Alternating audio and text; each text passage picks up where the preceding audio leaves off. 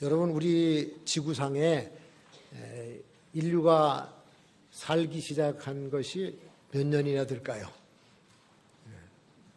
과학자들은 뭐 수십만 년 전부터 산다. 또 세대주의자들은 한 6천 내지 7천 년 전이야 되지 않겠느냐, 뭐 이런 얘기를 합니다만은 사실 정확하게 모릅니다. 과거에서 현재를 거쳐서 미래로 흘러가는 인류의 역사, 많은 이야기들을 남기고 지금도 흘러가고 있습니다. 성공과 실패의 역사가 있고, 나라가 세워지고 나라가 망하는 역사가 있고, 구원과 멸망의 역사가 우리 속에 쌓이면서 흘러가고 시대는 바뀌는 거예요. 한번 따라합시다. 역사는 흐르고 시대는 변한다. 지금까지 계속 그래 왔습니다. 우리가 이 땅에서, 이 지구상에서 언제까지 살며 또 우리 자손들은 이 땅에서 언제까지 어떤 모습으로 살아갈까? 이건 우리가 알 수 없는 일이죠.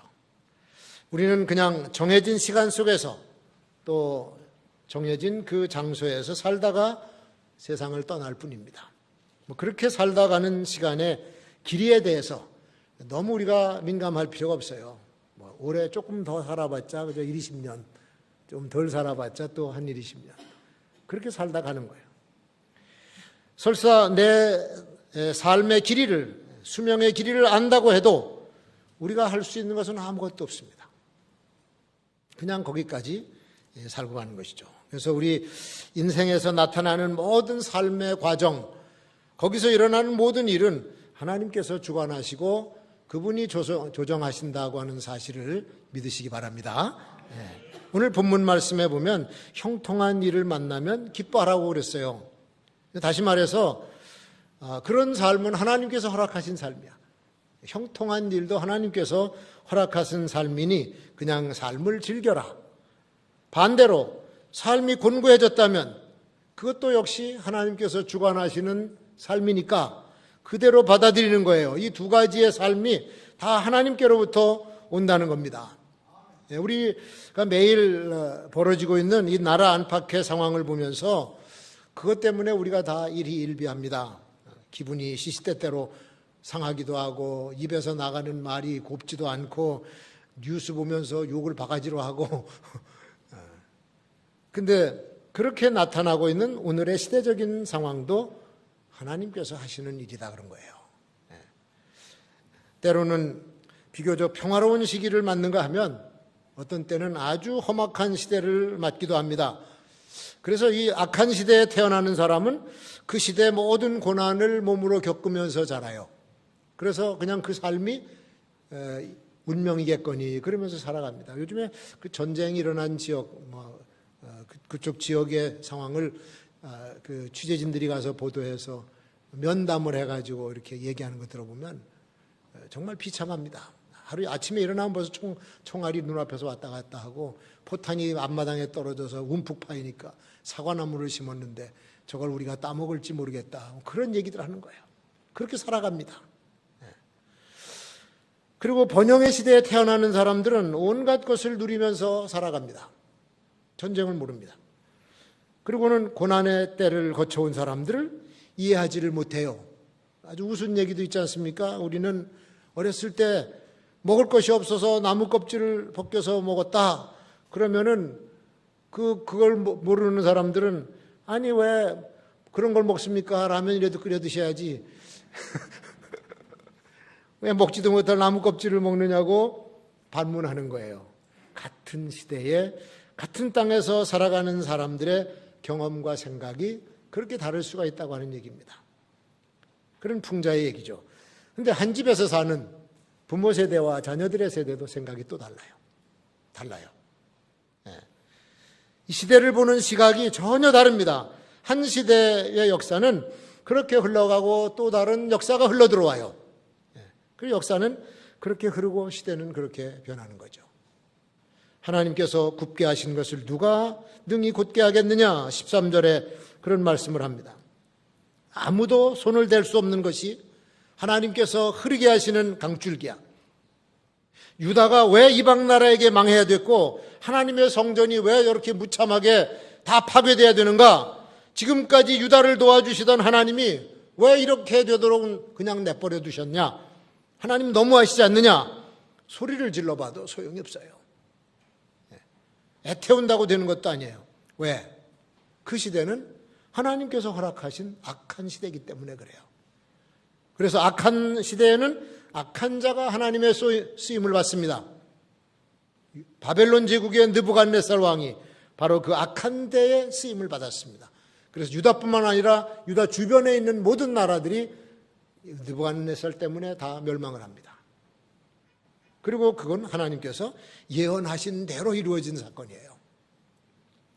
자, 그 하나님께서 오늘도 전 세계의 판도를 아시고 그분의 뜻대로 주관하신다고 하는 사실을 우리는 믿고 시대를 봐야 됩니다. 수시로 변화되는 국제정세, 또 이 정치, 경제 변화, 안보적인 상황들 막 요동을 치고 다 인간들이 하는 것 같아요. 정치인들이 하는 것 같고 지도자들이 하는 것 같지만 실제적으로 보면 하나님께서 다 주관하고 계신다고 하는 사실입니다. 에스겔서 25장에서 32장을 보면은 거기 여러 나라 이름이 나옵니다. 암몬, 모압, 또 에돔, 블레셋, 두로, 시돈, 애굽, 아수르 8가지 이상의 나라가 이름이 쫙 나라 이름이 거기 기록되어 있어요. 그러면서 이 나라들이 앞으로 어떻게 패망할 것이다 라고 하는 것이 그대로 예언이 되어 있고 그 예언 그대로 그 나라들이 차례로 다 멸망을 하고 맙니다. 하나님께서 하시는 일이죠. 그래서 하나님께서 하시는 일에 인간들이 맞서서는 안 돼. 하나님께서 평화의 시대를 만들어 가시면 전쟁을 하려도 할 수가 없습니다. 하나님께서 번영의 시대를 만들어 가시면 하는 일마다 좋은 결과가 나타납니다. 자, 우리 한국 현대사 속에서도 그렇게 번영을 이룬 때가 있었어요. 80년대 후반, 올림픽 이후죠. 그리고 90년대 초반에 우리나라 경제가 급속도로 성장을 하는데 돈이 막 들어오는 거예요. 80년대 초반에는요, 자가용 별로 없었습니다. 자가용 타는 사람 많지 않았었어요. 근데 그 무렵에 80년대 후반 이후로는 너도 나도 자가용을 타고 다니고 언제 보니까 나도 타고 다니고 있더라고. 지금은 뭐 없는 사람이 없죠. 경제가 발전해도 너무 발전하는 거야.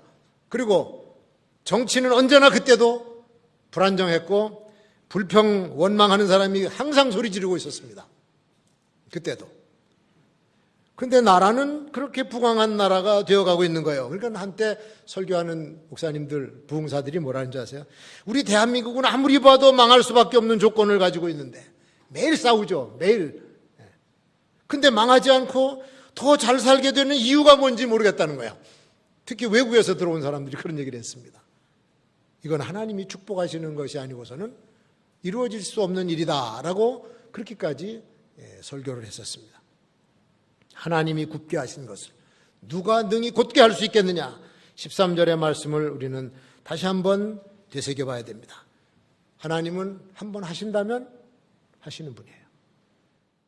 그래서 하나님 하시는 일을 인간 그 누구도 막지 못한다고 하는 사실, 여러분 믿으시기를 축원합니다. 자, 불가피하게 대학 다닌 학생이 자기 전공을 통해서 출세를 좀 해보려고 열심히 공부했는데 졸업할 무렵에 진로가 바뀌어버려요. 전공하고는 전혀 다른 쪽으로 바뀌어버려. 옛날에도 뭐 법학을 공부하던 사람이 갑자기 가수가 되는 경우도 있었습니다만 갑자기 바뀌어버리는 거야. 근데 오히려 본인의 의도대로 가지 않는 그 방향이 더 승승장구하고 출세하는 길이 됐다 이거예요. 그런 일들이 일어날 수가 있습니다. 전쟁이 일어나면요, 모든 것이 파괴되고 망가집니다. 수많은 사람들이 죽고 건물도 다 파괴되고 그러는데 그 전쟁이 낡고 부조리한 더러운 사회 구조를 통째로 바꿀 수 있는 기회다 그런 얘기야. 마치 태풍이 불면은 여기저기서 집이 무너지고 나무가 쓰러지고 사람이 죽고 흙더미가 깔리고 그런 일들이 일어납니다만은 바다 생태계는 새로운 변화가 일어나면서 활기를 차게 뛰게 되는 겁니다. 한쪽으로는 파괴의 아픔이 있지만 다른 한쪽으로는 새로운 삶의 구조가 아주 출발하는 그런 신호가 되는 거예요. 그런 일들을 하나님께서 주관하시는 거예요.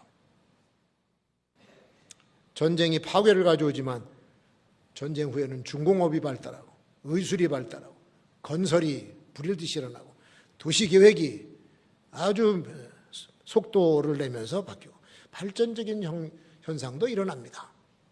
그래서 전쟁 치른 나라들이 보면 뒤에 보면 다들 또 잘 살아.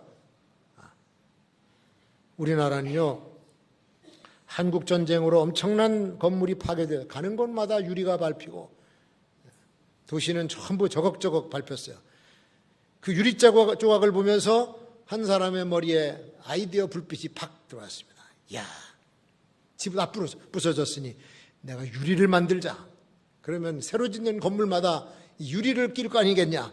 그래서 시작한 회사가 한국유리라고 하는 회사예요. 최태섭 장로님이 회장으로 있는. 인천에도 공장이 있었죠. 그분의 간증이 그렇습니다.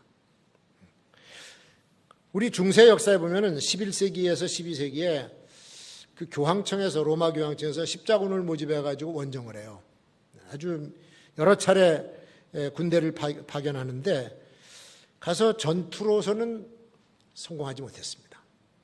가는 데마다 패전했고 또 성지도 잠깐 동안 일시적으로 점령을 했다가 다시 회교도한테 뺏겨가지고 퇴각을 했어요. 완전히 실패한 전쟁들이었었죠. 그리고는 오히려 기독교 진짜 잔혹한 집단이다라고 하는 오명만 회교 세계에 남겨놓고 말았습니다. 그런데 이 십자군 원정이 또 다른 면에서는 서양의 새로운 문명이 들어오는 기회가 됐어요. 동양과 서양이 교류가 되고 무역이 이루어지고 비잔틴의 아름다운 예술과 문화 학문이 서양으로 유입이 되면서 동서교류가 있었습니다. 서로 알지 못했던 문화와 종교를 이해하기 시작했고 그 다음에는 서양이 발전하는 기회가 됐습니다. 하나님께서 하시는 일을 사람의 생각으로는 이해가 되지 않는 부분도 얼마든지 많이 있어요. 하나님의 지혜는 언제나 인간의 지혜보다 훨씬 더 탁월하다. 이사야서 55장에 여호와의 말씀에 내 생각은 너희 생각과 다르며 내 길은 너희 길과 달라서 하늘이 땅보다 높음같이 내 길은 너희 길보다 높으며 내 생각은 너희 생각보다 높으니라. 오늘도 우리 하나님께서 내가 알지 못하는 일을 진행하고 계시는 거예요. 우리 생각보다 훨씬 더 온전하고 훨씬 더 완벽한 역사를 만들어가고 있어요. 그러니까 우리가 아무리 안타까워하고 속상해한다 해도 하나님은 우리 감정과 기대와는 다르게 당신의 역사를 진행하고 계신 겁니다.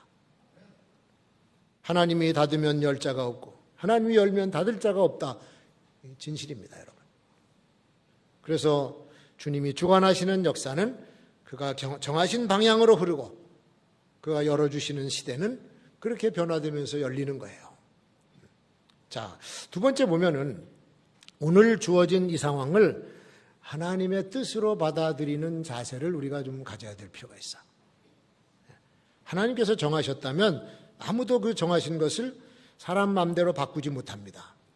사도행전 5장 34절 이하에 보면은 가말리엘이라고 하는 사람이 나와요. 교법사.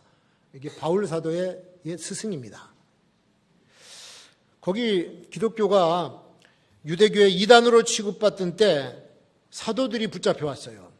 그래서 유대인 지도자들이 이 사도들을 다 처형을 시켜버리라 했습니다.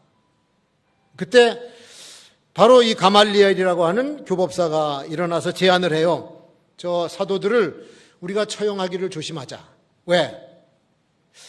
저가 만약에 잘못된 신앙사상이고 잘못된 그 집단이라고 할 것 같으면 전에 드다라고 하는 교주가 일어나서 백성들을 이끌어가다가 드다가 죽으니까 모든 사람들이 다 흩어졌다. 이 하나님께로부터 오지 않았으면 그렇게 흩어질 것이고 만약에 저들이 가지고 있는 신앙사상이 하나님께서 난 것이라고 하면 우리는 하나님을 대적하는 사람들이 되는 것이니까 조심하라는 얘기예요. 우리와 생각이 다르다고 다른 사람을 함부로 정죄하면서 죽이면 안 된다 그런 얘기죠. 이미 발생했거나 지금도 일어나고 있는 이 역사적인 정황들을 판단할 때, 그리고 비판할 때 보면요, 다 자기 사고방식대로, 자기 판단대로, 자기 기준대로 판단을 합니다. 그래서 똑같은 사건, 똑같은 벌어진 일을 놓고도 말하는 것이 서로 달라요. 예를 들어서 여기 자유공원에 가면은 메가더 동상이 있습니다. 저 메가더 동상을 하나 놓고 저걸 끄집어 내리려고 하는 사람이 있는가 하면 그걸 지키려고 하는 사람들이 있어요. 생각이 다른 거예요, 생각이. 지금 벌어지고 있는 우리나라 이 사회의 이념 논쟁, 거리 집회들, 여러분 한번 보세요. 어쩌면 저렇게 물과 기름처럼 갈라져서 맞서서 끝이 없는, 결론이 없는 투쟁만 하고 있을까? 전부가 다 자기가 배우고 자기가 경험하고 자기가 가진 확신 가지고 판단하기 때문에 머리가 터지도록 싸워도 결론이 안 나는 겁니다. 이게 종교적인 교리 논쟁이면요, 더해요.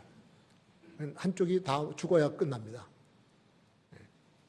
그러니까 매일 갈등과 매일 분쟁이 일어나고 있는 거야. 내가 지금까지 배워왔고 지금까지 경험했고 지금까지 생각하고 판단한 것 그대로 행동한다고 하면 나도 얼마든지 소리 지를 수 있고 비판하고 잘못했다고 할 수가 있어요.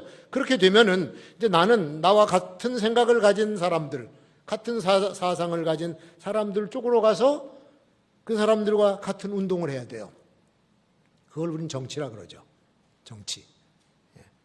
정치는 같은 편을 만들어서 그 세력을 키워가지고 반대 세력을 누르고 지배하는 게 정치예요.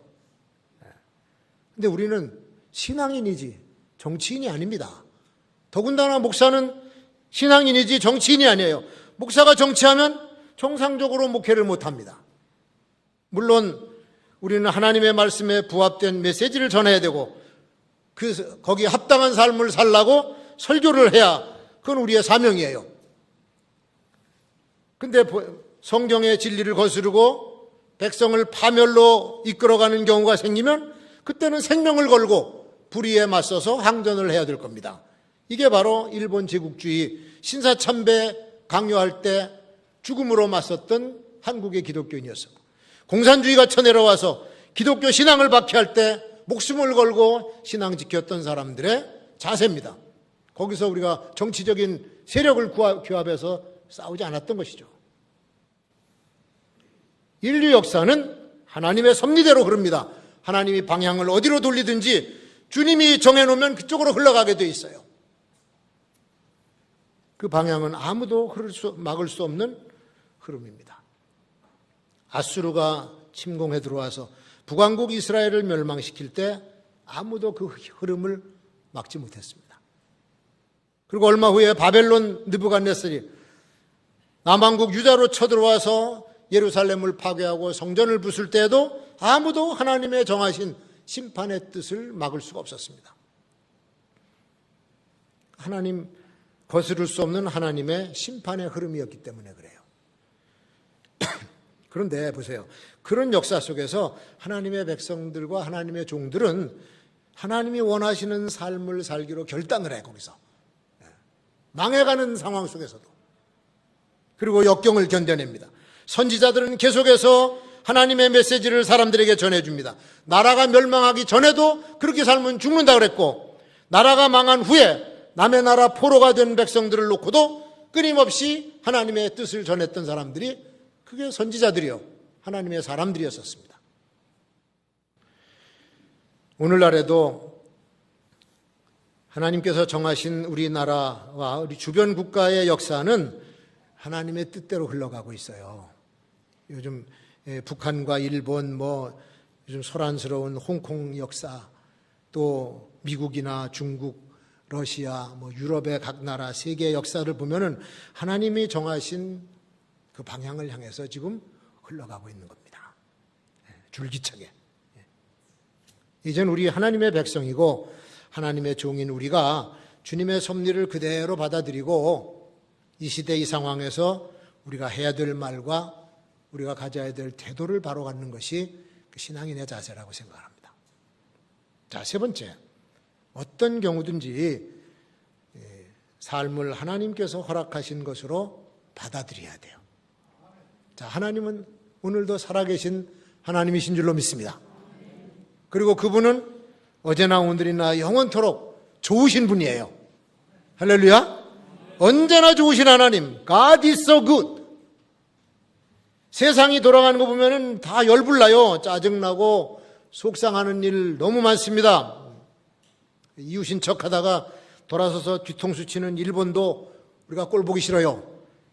조폭 수준으로 뭐 소대가리, 말대가리 상욕을 하면서 미사일 쏴대는 북한을 보면 진짜 화가 나고, 검은 옷 입은 뚱뚱한 녀석을 보면은 통돼지구이 해 먹고 싶고, 그 욕을 먹고도 멍청하게 눈만 멀뚱거리는 거 보면 더 속 터지고, 믿었던 친구가 도와줄 줄 알았는데 돌아서서 자기 체면만 챙기는 미국을 보고 있으면은 그것도 속상합니다. 그래도 여러분, 그런 인간들을 보는 것이 아니라 우리는 참으로 좋으신 하나님을 바라보면 기분이 좀 풀리잖아. 우리가 하나님을 몰랐으면 어쩔 뻔했습니까? 좋으신 하나님, 전능하신 하나님, 그분이 오늘 이 말씀을 하시는 거예요. 형통한 날에는 기뻐하고 곤고한 날에는 생각하라. 한번 다시 되새겨봐야 될 말씀이에요. 형통하게 되는 길이 있다는 겁니다. 형통하게 되는 길. 여호수아 1장에 보면 2번씩이나 형통하게 되는 길이 나타나. 나의 종 모세가 네게 명한 율법을 다 지켜 행하고 좌로나 우로나 치우치지 말라. 그리하면 어디로 가든지 형통하리라.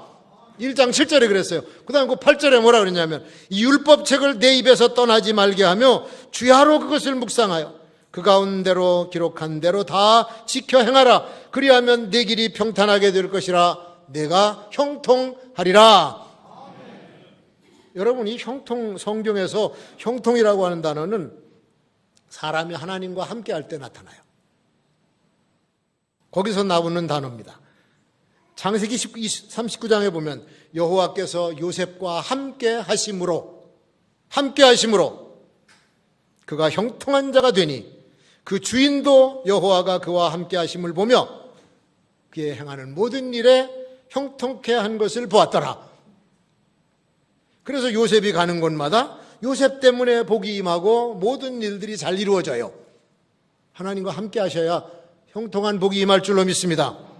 불의가 있는 곳, 죄가 있는 곳, 죄를 숨기는 곳, 하나님의 형통함이 없습니다. 형통이라고 하는 게 뭔 일을 해도 막힘이 없다는 뜻이에요. 안 될 것 같은 일인데도 뒤에 보면은 하나님의 도우심으로 기적같이 일이 이루어져. 그게 형통입니다. 형통지 못한 사람, 뒤로 넘어져도 코가 깨져. 그러나 형통한 사람들은요, 총탄이 빗발치는 베트남 전투에서 총알이 가슴에 품고 다니던 요만한 성경책에 꼽혀가지고 생명이 살아난 역사도 있어요. 형통한 역사입니다. 어느 장로교 집사님이 배를 타고 이제 고기를 잡으러 나가는데 수십 척의 어선들과 같이 나갔어요. 이제 그 배들이 저인망 그물을 치고 물고기가 들어오기를 기다리고 있는. 근데 이 집사님의 배는 그 배들 복판에 들어갔다는 거야. 그러니까 고기가 바깥에서 들어오니까 밖에서부터 잡혀야 되잖아요. 근데 그날따라 고기가 안 잡혀서 이제 그 배들이 그물을 거두고 저녁 때가 돼서 다 항구로 들어가는데 자기도 그물을 거두고 들어가려고 그물을 딱 거는데 이게 무게가 보통이 아니야. 그래서 이상하다. 그러고서는 간신히 끌어올리니까 그물에 고기가 가득 찼어요. 다른 그물로 하나도 안 들어가고 전부 다 무슨 고기가 다 그 집 그물로 다 들어가가지고 아주 만선이 돼서 들어왔는데 이게 성전을 건축하는 중에 일어난 기적이에요. 그래서 고기를 팔아서 성전 건축도 했다고 하는 얘기. 그리고 장로교 목사님한테 들었는데 저쪽 아래 포항이건 부근인데 지금도 그 항구에서 횟집을 경영하면서 고기를 잡는 이 집사님의 가게 문전성시를 이루고 있다. 간증을 전해 들었습니다. 형통이에요, 형통. 그런 게 형통이에요. 형통함은 하나님이 허락하시는 축복이니까 기뻐하고 즐거워하라. 누리라고 하는 얘기죠. 근데 곤고한 날에는 어떻게? 생각하라. 뭘 도대체 생각하라는 말이냐? 형통하지 못하는 원인이 뭔지를 생각하라는 얘기죠. 우리가 믿음을 가지고 살다 봐도 꼬이는 경우가 종종 생겨요. 애매하게 욕을 먹는다든지 공연히 미움을 받는다든지 잘못도 안 했는데 막 공격을 해야 된다든지 사업에 꼭 성공할 것 같은데 안 된다든지 뭐 이런 일들이 생기면은 그 문제 가지고 와서 기도를 해요. 기도하다 보면은 머리에 번뜩이면서 지나가는 자기가 잘못한 행동과 실수가 떠올라. 기억이 나. 원인이 없는 결과는 없어요. 그렇지. 내가 잘못한 거야. 공연히 내가 고통당한 것이 아니지. 하나님은 공평하신 분이신데 그래서 나는 고통을 당해도 싸다. 그러는 거예요. 이 두 가지 상황, 형통함과 곤고함은 하나님께서 허락하시는 일이라고 하는 거죠.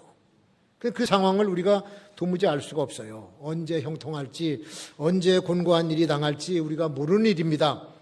집안에서 발생하는 행복과 불행, 우리 집에서 발생하는 기쁨과 슬픔의 문제들, 형통과 고난, 어떻게 될지 알고 사는 사람이 누가 있습니까? 아무도 몰라요. 갑자기 닥치면 받아들여야 돼요. 우리가 끊임없이 기도하는 제목들이 다 그런 겁니다. 왜 내 사업에 이런 어려움이 생겼을까? 왜 나의 자녀들, 내 손자, 손녀에게 힘든 일이 생겼나? 어떻게 이런 일들이 내 앞에 놓여있나? 그러면서 봉투에다가 그냥 뭔 내용인지도 모르고 그냥 도와달라고 하면서 헌금도 드리면서 기도하는데 보면은 다 그런 이야기들이야. 그런 사정들이야. 그냥 기도할 뿐입니다. 전능하신 아버지, 하나님만이 이런 문제를 풀어주시고 형통하게 해줄 줄 믿나이다. 도와주세요. 혹시 제가 잘못한 것이 있으면 용서해 주시고 제가 어떻게 해볼 수 없는 이 문제를 하나님이 해결해 주옵소서. 그게 우리 기도 제목 아닙니까? 우리 나라 문제도 그래요. 어떻게 해서 이런 고난의 때가 찾아왔나? 아무리 이해를 하려고 해도 이해가 안 되는 것이 지금 우리가 겪고 있는 상황입니다. 하나님께서 굽게 하신 것이요? 그럼 우리가 곧게 만들 수가 없어요. 우리나라 이민족이 앞으로 어떻게 될 것인지, 잘 될 것인지, 번영으로 갈 것인지, 아니면 또 고통 속으로 들어갈 것인지, 장래 일을 우리로 하여금 헤아려 알지 못하게 만들어주셨다. 그러면 그대로 받아들여야죠. 그대로 받아들여야죠. 내가 나가서 그 흐름을 바꿀 것이 아니라면 공연히 열받고 속상해하고 원망하고 불평하고 내 입만 더러워질 것이 아니라 전능하신 그분이 역사를 주관하실 것이니 하나님만 의지하고 믿음의 길을 걸어가시는 성도들이 되시길 주의 이름으로 축원합니다. 기도하겠습니다. 하나님 아버지,